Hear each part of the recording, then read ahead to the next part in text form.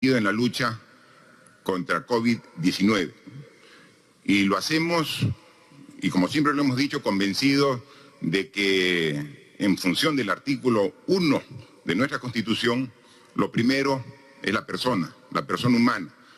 En consecuencia, cada decisión que tomemos va a estar siempre tomando como referencia primero lo que es mejor para la vida y para la salud de todas las personas.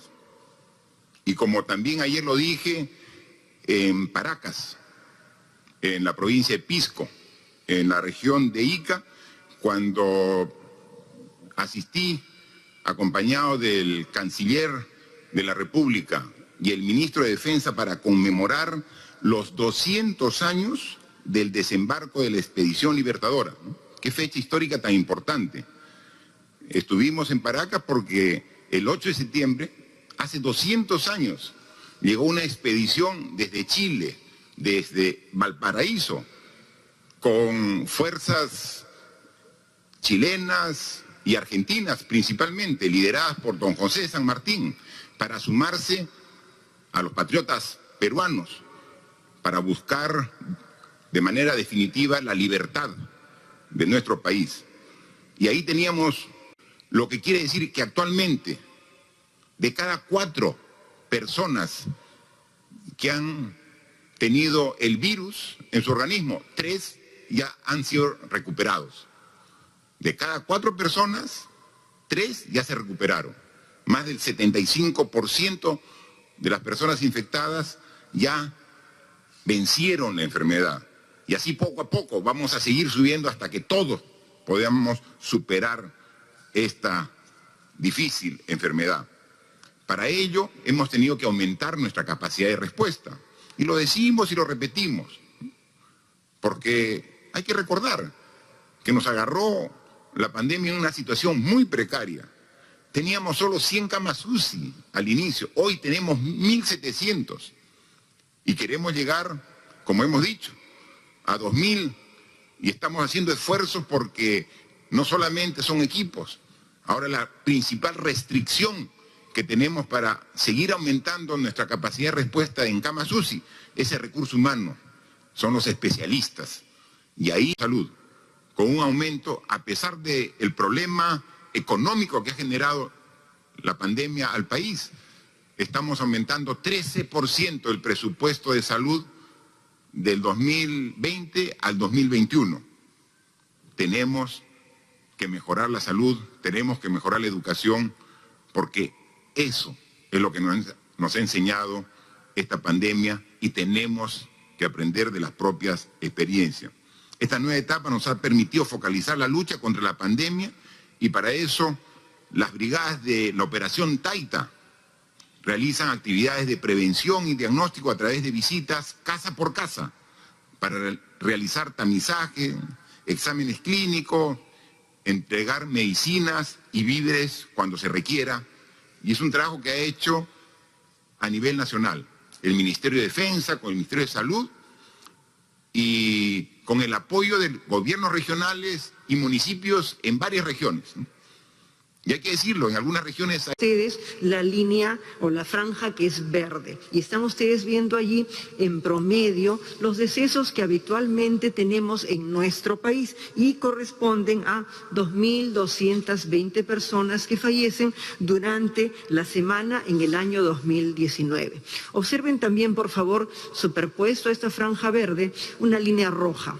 La línea roja corresponde a lo que nos ha sucedido este año y estamos viendo muy claramente desde el momento en que comienza la pandemia cómo la cifra de fallecimientos se va a elevar y al elevarse la cifra de fallecimientos estamos viendo cómo alcanzamos alrededor del 7 de junio una cifra muy importante de personas que han perdido la vida durante la pandemia, 6.443 personas. Posteriormente a eso vemos cómo empieza a bajar las cifras y esto va a coincidir con los momentos en que hemos visto que podíamos ya reiniciar actividades. al reinicio de actividades, como ha sucedido en todos los países del mundo, poco a poco, al circular más las personas y al relajarse un tanto las medidas, hemos visto el incremento progresivo en la cifra de fallecidos. Y luego, llegando a un máximo alrededor de la primera semana de agosto, 6.767, observen por favor cómo está cayendo en forma progresiva la cifra de fallecidos. Todavía nos falta algo más de tiempo y con el favor de Dios y el esfuerzo de todos los ciudadanos y los profesionales de las diferentes áreas de la salud y los aliados de la salud para que logremos recuperar cifras que sean semejantes a otras épocas. Hemos visto una disminución. Luego comenzó a disminuir y entonces ahí comenzamos nosotros la primera semana de julio, la tercera fase de la reactivación económica y levantamos la cuarentena general. Y eso generó de que muchos de los ciudadanos se confíen y comiencen a disminuir su control y a disminuir su nivel de responsabilidad. Y ahí comenzó nuevamente a subir la curva. Lo que nos preocupó ha sido motivo de muchas reuniones aquí en Consejo para tomar medidas de ajuste. Luego comenzó a disminuir. Y entonces ahí comenzamos nosotros la primera semana de julio, la tercera fase de la reactivación económica y levantamos la cuarentena general. Y eso generó de que muchos de los ciudadanos se confíen y comiencen a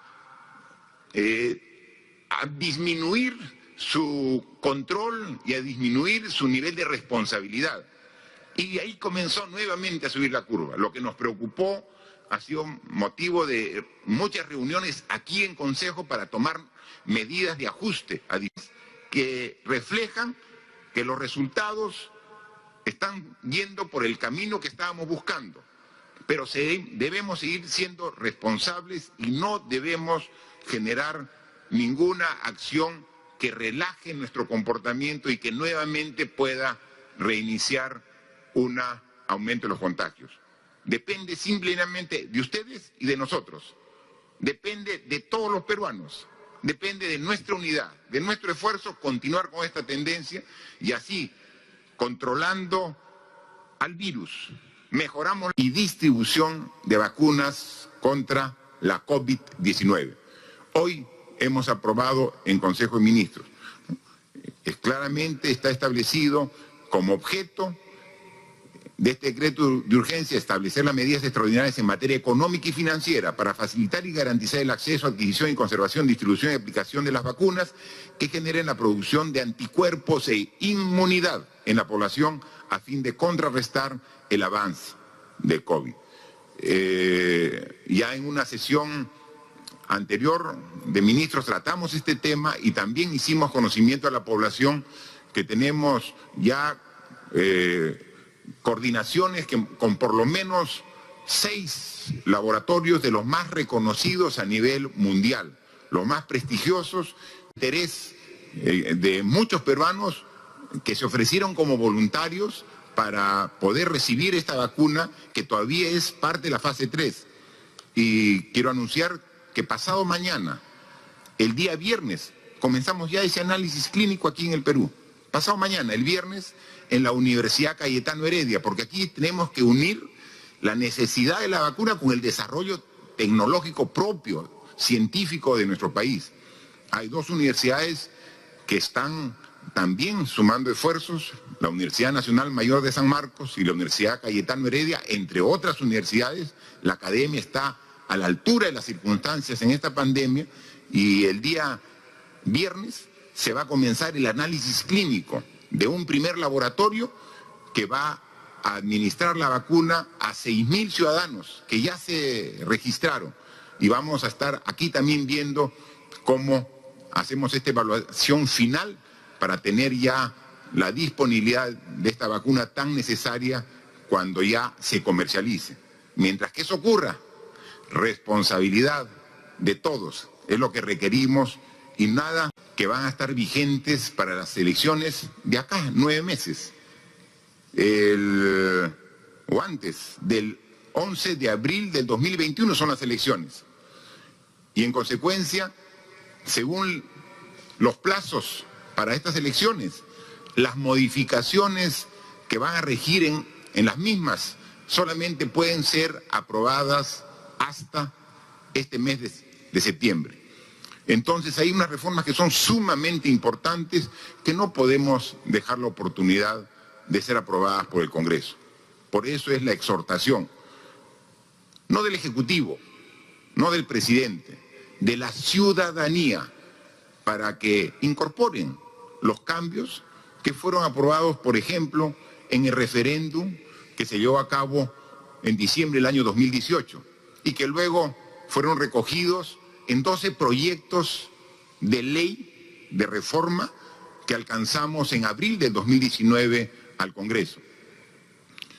Ese era un Congreso anterior que comenzó a avanzar con mucha lentitud y que el actual Congreso, y podemos ser testigos todos los peruanos, en su proceso electoral, en la campaña, anunciaron y dijeron que respalden a los candidatos que luego son los ahora congresistas, porque iban a respaldar a autoridades que realmente nos representen. Para ello, uno de los proyectos pendientes es la ley de impedimento para postular a un cargo público con sentencia en primera instancia.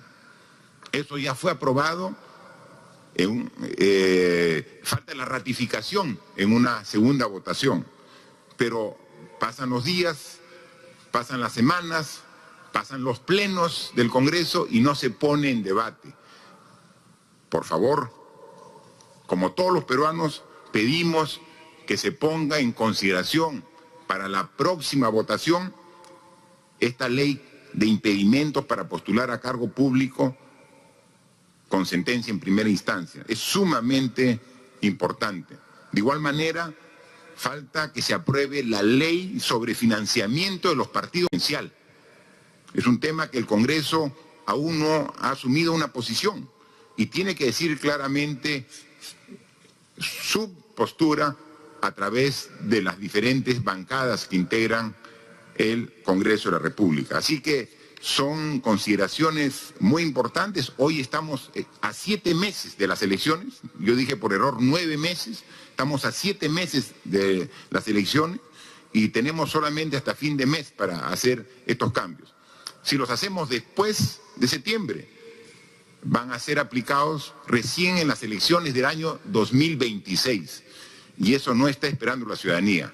Queremos mejorar la participación democrática con candidatos que puedan garantizar una mejor función en estos cargos públicos. Así que aprobaciones que han habido de concursos para investigadores nacionales, se ha apoyado a 8 investigadores que están desarrollando pruebas moleculares innovadoras, proporcionándoles las muestras necesarias para la validación a los 8 por igual, uno de ellos con un financiamiento privado y los otros 7 con financiamiento de universidades o del Estado. A todos ellos se le ha proporcionado las muestras necesarias, en forma gratuita por supuesto, para validar sus resultados y estamos a la espera de que ellos nos entreguen las características, los resultados que están teniendo. Igualmente, se han hecho muchas modificaciones que sería largo enumerar, de tal manera que se pueda facilitar el desarrollo de una serie de insumos que hemos necesitado en el contexto de esta pandemia. Y por supuesto, seguiremos aprobando todo lo que sea necesario para que nuestros investigadores alcancen el máximo desarrollo posible, no solo por el desarrollo de la investigación en nuestra patria, sino porque en este momento nuestra población... Resucita Perú Ahora. Hemos tenido ya 5 conversaciones con el monseñor Pedro Barreto y con la gran mayoría de los líderes que conforman cada una de las comisiones de esta iniciativa. Es una iniciativa bastante amplia, muy importante, porque está convocando a diferentes profesionales de todos los sectores, a políticos, a empresarios, a la iglesia misma y a diferentes sectores de la comunidad del país. con el único esfuerzo de unir todos los conocimientos, experiencias en diferentes plataformas para ver la mejor manera de combatir a esta pandemia que estamos sufriendo. Hemos explicado a esta iniciativa, a todos los integrantes, cuál es la estrategia nacional que tiene el gobierno con la lucha contra esta pandemia y cuál es la estructura que tenemos para que justamente ejecute estas líneas estratégicas. Y coinciden claramente con las diferentes comisiones que se ha conformado en esta estrategia. Y hemos visto muy oportuna de trabajar conjuntamente con esta gran estrategia que está implementando e impulsando el monseñor Pedro Barreto, integrarla también con la estrategia nacional. Al integrarla, que estamos teniendo conversaciones de primer nivel y luego pasaremos ya a la integración de los equipos técnicos, va a facilitar muchísimo el trabajo, no solamente de los científicos, sino de muchos sectores, y para ver de qué manera podemos flexibilizar algunas trabas que pueden ser burocráticas para acelerar todo lo que son los estudios científicos y también colaborar en dificultades para el inicio de actividades, ciertamente. Lo que ha sucedido es que han tenido dificultad para la instalación de la planta de oxígeno, que en este momento ya se encuentra en proceso. Las camas han sido ocupadas, ya hay alrededor de 40 personas hospitalizadas, los equipos de ventilación asistida, 20 equipos ya han sido transferidos hace varios días con todo el equipamiento correspondiente. Habían planificado 40 equipos, pero en este momento no es posible tener personal suficiente para implementar los 40 equipos. Es por eso que se les ha transferido 20. Y a lo largo de las últimas semanas han estado haciendo la implementación de todos los equipos necesarios que acompañan a esto. En este momento, tanto el gobierno regional como Salud se encuentran trabajando para poner completamente operativo el sistema de oxígeno, y Reconstrucción con Cambios es quien está detrás de la estructuración de esta planta y su puesta en funcionamiento. Sí, al respecto, Salud, quien administra ese hospital temporal en La Videnita, en Piura, manifiesta que en esta semana, porque van a, en ese ambiente, en ese hospital, se va a aumentar la oferta en 20 camas UCI, 20. En esta semana se incorporan 10 y en la próxima semana incorporan las 10 más. Efectivamente, había un retraso en camas UCI porque el problema que se ha tenido a nivel nacional es la falta de provisión suficiente de oxígeno. Y una cama UCI tiene un alto consumo de oxígeno. En consecuencia, si bien este hospital temporal en La Videnita ya está funcionando para pacientes leves a moderados, para pacientes graves, esta semana va a incorporar 10 camas UCI y la próxima semana las otras 10 camas UCI. Estaré pendiente de que se cumpla este plazo porque si bien Piura está disminuyendo en su contagio, siempre es necesario tener una holgura en camas UCI porque las personas que agravan siempre deben tener la oportunidad de ser atendidas en los hospitales. Para eso requerimos la responsabilidad de todos.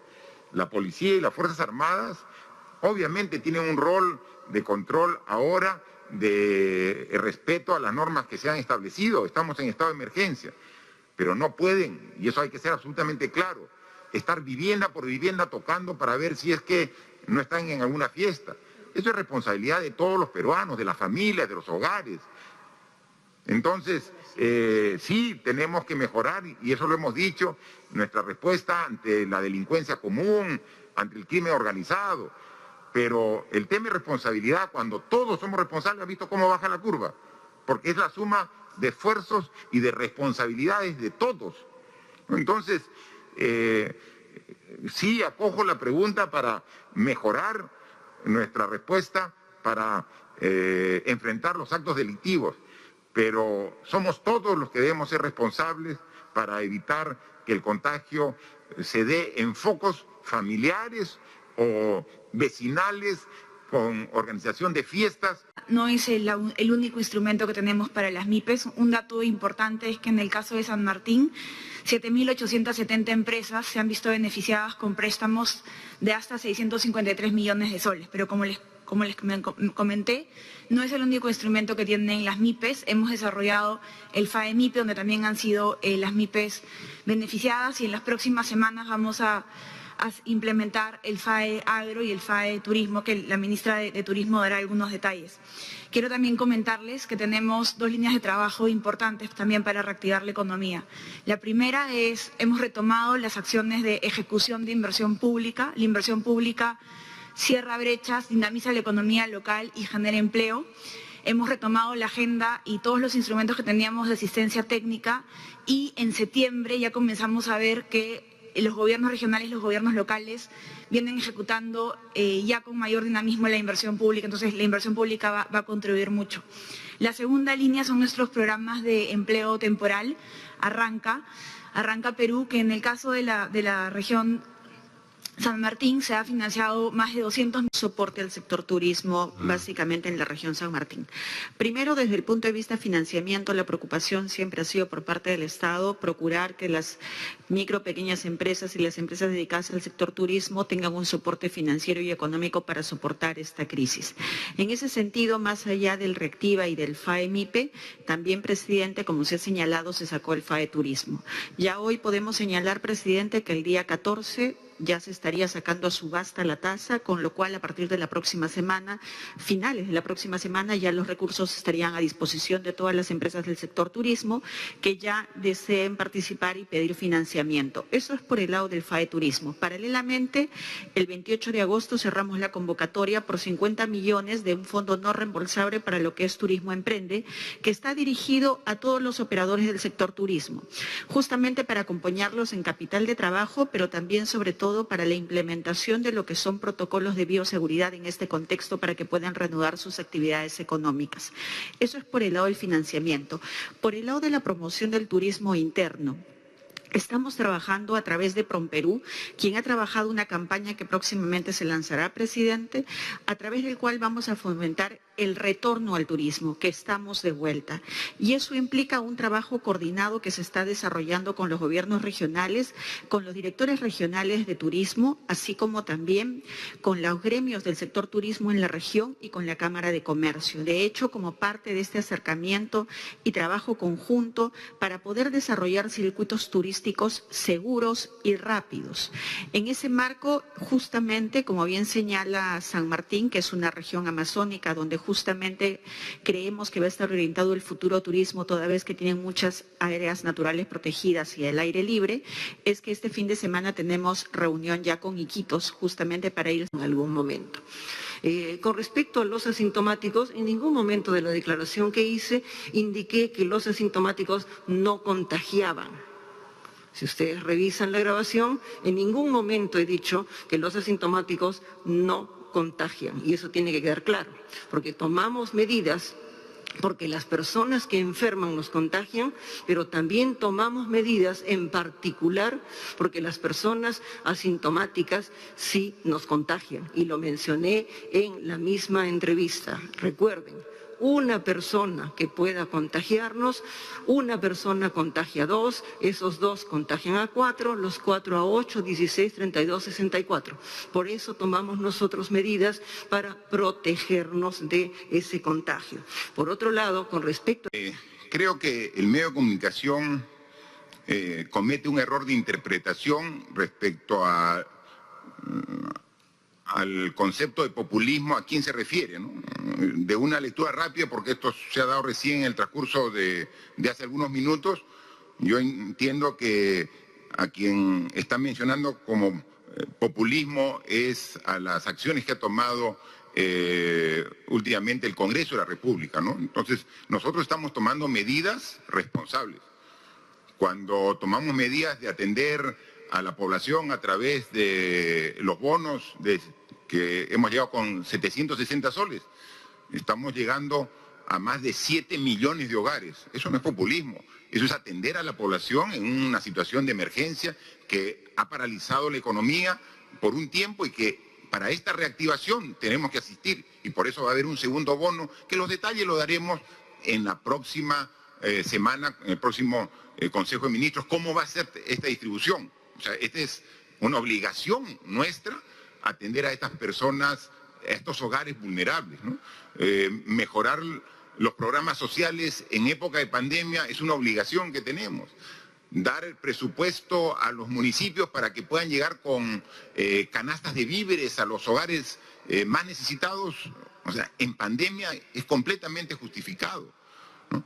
Dar presupuesto al sector salud para que pueda adquirir equipo de protección personal, mayor cantidad de pruebas rápidas y moleculares, las medicinas para tratar a los pacientes que lo requieran. Las medidas que tomamos aquí es realmente, después de mucho debate y pensando lo que es mejor para la población en las circunstancias que nos encontramos, ¿no? Populismo hemos hecho acá y me parece que en ese sentido no es tampoco las declaraciones que se han dado, ¿no? Respecto al nuevo Congreso, ¿no? La decisión que tomé como una potestad, una prerrogativa como presidente de la República de disolver constitucionalmente el Congreso anterior, luego de denegar la confianza por segunda vez a un gabinete, tenía una justificación muy clara y respaldada por la mayoría de la población, ¿no?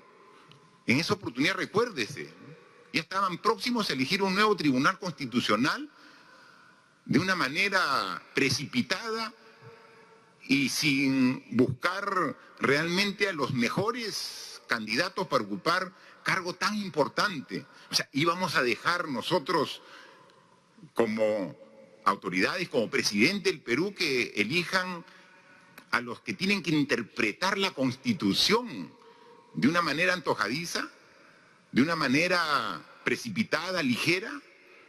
O sea, el accionar fue lo que correspondía en ese momento. Y el propio Tribunal Constitucional ha determinado que el acto que tomamos en esa oportunidad el 30 de septiembre del año pasado fue un acto regido a la norma y a la Constitución. Y fue para precisamente preservar las instituciones democráticas que nos rigen y nos dan la solidez y consistencia como Estado, ¿no? Entonces, definitivamente correspondía. Si no, actualmente tendríamos seguramente un Tribunal Constitucional de personas. Por eso es que hoy he hecho una reflexión de que esta disolución del Congreso nos llevó a una elección de un nuevo Congreso con un tiempo limitado, solamente para que completen el periodo legislativo. Y los candidatos manifestaron, como la mayoría de la población, que iban a corregir lo que el anterior Congreso hizo mal. Bueno, pues vamos a estar atentos. Vamos a ver qué bancadas tienen en este mes para corregir lo que no hizo el anterior Congreso. Vamos a ver, vamos a estar atentos. Si con su accionar ratifican lo que dijeron en las elecciones. Vamos a ver a las bancadas. Vamos a ver quién vota a favor de evitar que puedan postular personas sentenciadas en primera instancia. Y quiénes serán los locos y quizás no vayan ese día o no estén presentes en la votación. Vamos a estar atentos. Como ciudadanos, digo, como ejecutivo, el respeto a la independencia de poderes, el respeto a la institucionalidad. Pero como ciudadanos, vamos a ver quién se abstiene, ¿no? Hay veces, cuando no se quiere asumir responsabilidades, no estoy ni a favor ni en contra, me abstengo. No, aquí hay que tomar posición. ¿Está de acuerdo o no está de acuerdo usted, congresista, de que sentenciados en primera instancia postulen como autoridad? ¿Está de acuerdo o no está de acuerdo? Si está de acuerdo, dígalo sí. Y si no está de acuerdo, sea claro en decirlo y manifestarlo. Para eso se cambió el Congreso anterior, porque no estaba actuando en función de lo que la mayoría demandaba. Sin embargo, este gobierno es claro y transparente.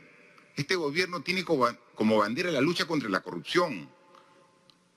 Y no tenemos problema en aclarar cualquier circunstancia que pueda generar duda. Así que, sin tener la obligación, como lo manifiesta el propio Ministerio de Justicia y como lo ha reconocido el Congreso de la República, pero con ánimo de transparencia, yo voy a aceptar que la Comisión de Fiscalización me haga llegar por escrito las preguntas que tenga bien hacer sobre este tema que está en investigación. Y le responderé como corresponde también por escritos. O sea, con un ánimo de transparencia para ratificar, como siempre ha hecho el gobierno, que es un gobierno que no tiene nada que esconder, que está siempre del lado de la población. Entonces, a pesar del análisis que ha hecho el Ministerio de Justicia, vamos, y le digo al comité, a la Comisión de Fiscalización, las dudas e interrogantes que tenga, háganoslas llegar por escrito y serán absueltas de la misma manera, ¿no? Pero solamente un comentario adicional. Lo que está en investigación es el caso de una orden de servicio de un trabajador del Ministerio de Cultura, ¿no? Hay un trabajador y entonces por una denuncia periodística se formó esta comisión para determinar si esta orden de servicios está bien formulada, ¿no? Y ahí está toda la investigación, se ha invitado a ministros, funcionarios, etcétera. ¿Cuántos contratos hay de órdenes de servicio en la administración pública? ¿Saben cuántos contratos hay? Más de 40.000. Más de 40.000 contratos. Y estamos haciendo una comisión que se está a decenas de personas para ver un locador. Hay más de 40.000. Y estas órdenes de servicio no están solamente en el Poder Ejecutivo, también Poder Legislativo, Poder Judicial, el propio órgano de control, la Contraloría General de la República, hace uso de este mecanismo, órdenes de servicio para contratar personal, ¿no? Nosotros creemos que el Congreso debería más bien revisar la normatividad respecto a las órdenes de servicio, a los locadores, porque no está normado. No hay un procedimiento claro de definir cómo debería procederse en este caso, porque se contrata incluso locadores que no tienen derechos laborales. O sea, estamos hablando por los 40.000 que hay a nivel nacional, ¿no? O sea, no estamos hablando de este caso. Investíguese con toda la profundidad del caso. No tenemos absolutamente ningún temor. Hagan todo el esfuerzo de recabar la información que sea necesaria y nosotros vamos a responder.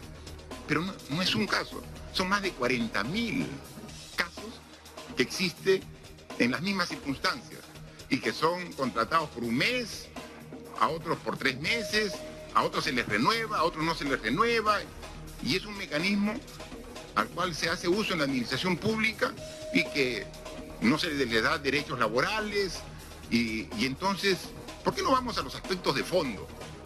¿Por qué no hacemos un esfuerzo de, ¿quiere revisar? Revisemos los 40.000. O mejor, nos vemos